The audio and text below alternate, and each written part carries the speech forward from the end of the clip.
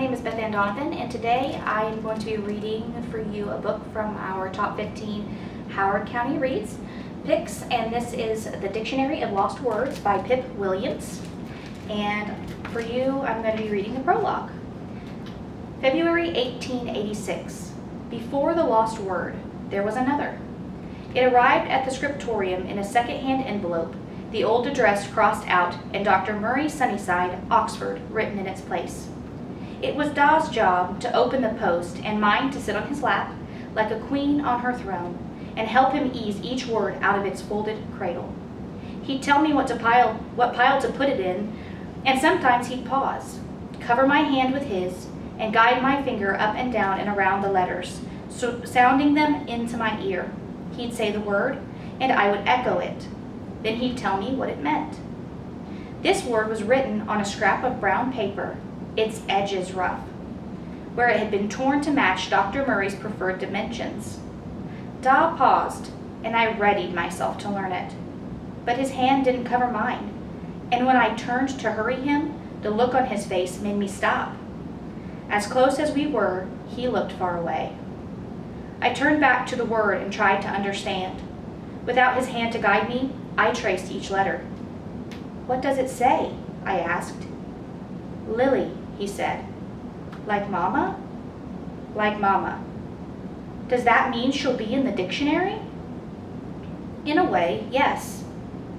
"Will we all be in the dictionary?" "No." "Why?"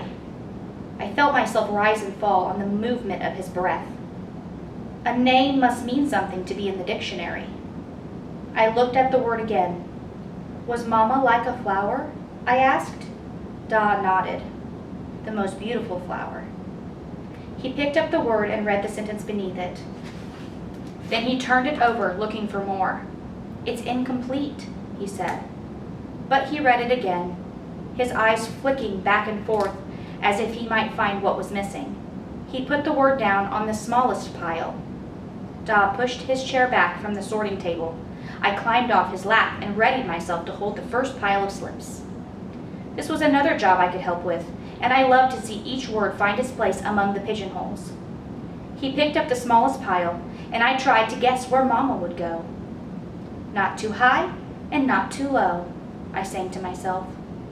But instead of putting the words in my hand, Da took 3 long steps towards the fire grate and threw them into the flames.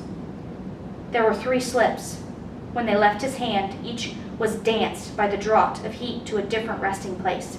Before it had even landed, I saw Lily begin to curl. I heard myself scream as I ran towards the gate. I heard Da bellow my name. The slip was writhing. I reached in to rescue it, even as the brown paper charred and the letters written on it turned to shadows.